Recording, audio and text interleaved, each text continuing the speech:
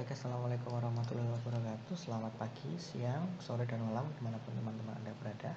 Saya Kurniawan, mahasiswa sarjana terapan sistem informasi geografi. Kali ini akan memaparkan kaitannya dengan responsi pemrograman spasial.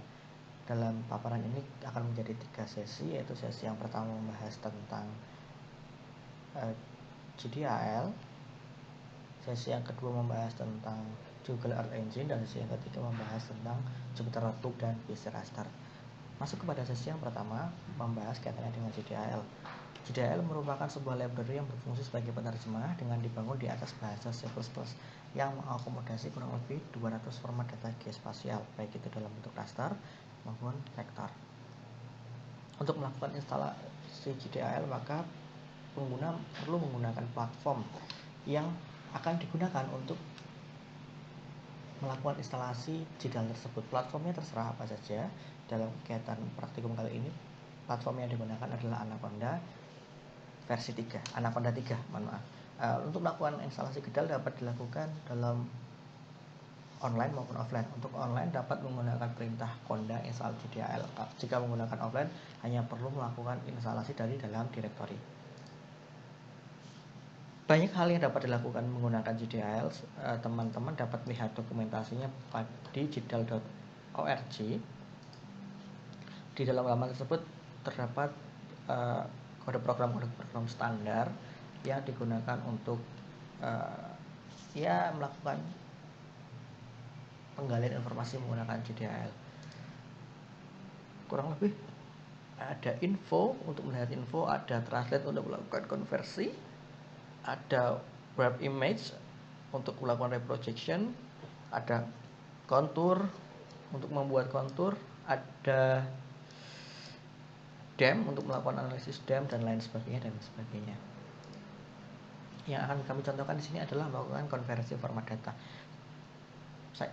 Pengguna memiliki format data dalam bentuk JPEG dan dapat dilakukan konversi menggunakan kode program seperti ini, sehingga dihasilkanlah data tersebut terkonversi menjadi formatif.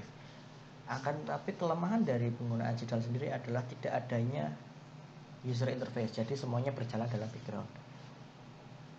Kemudian penggunaan OCR sama dengan GDAL sebenarnya, OCR, tapi OCR itu dikhususkan untuk penggunaan vektor, untuk penggunaan konversi, untuk penggunaan operasi vektor.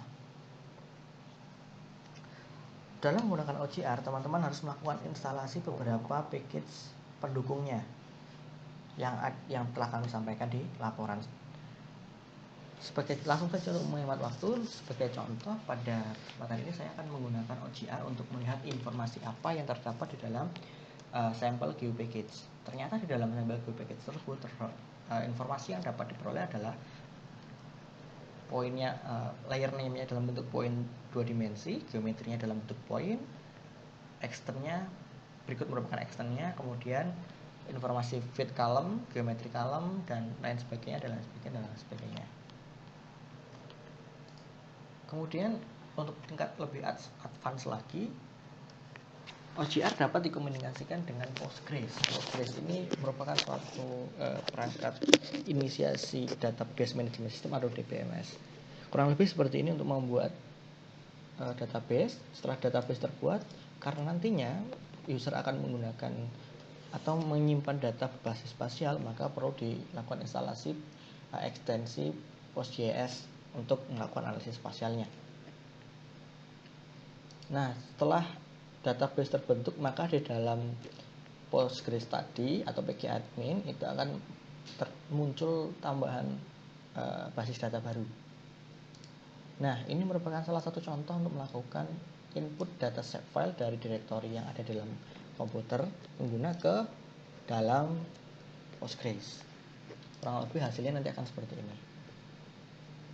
Nah, untuk tingkatan yang lain lagi, GDAL dan OCR tadi dapat dimanfaatkan untuk membuat sebuah aplikasi atau perangkat atau program sederhana yang dalam kegiatan kali ini akan diaplikasikan untuk membuat program intersect yang dimana UI-nya itu dibuat menggunakan Visual Studio dengan bahasa Visual Basic.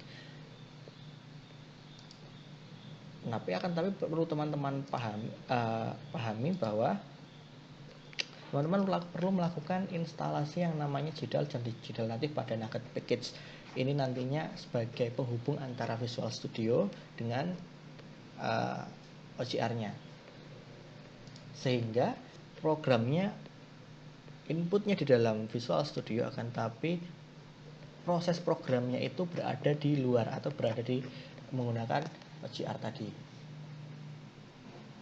Kurang lebih scriptnya seperti ini untuk proses intersect-nya. Dan perlu diperhatikan adalah konfigurasi JDAL dan OCR di dalam perangkat yang akan dibuat. Sekian yang pemaparan dari saya yang membahas kaitannya dengan JDAL. Selanjutnya akan dilanjutkan pemaparan kaitannya dengan Google Earth Engine.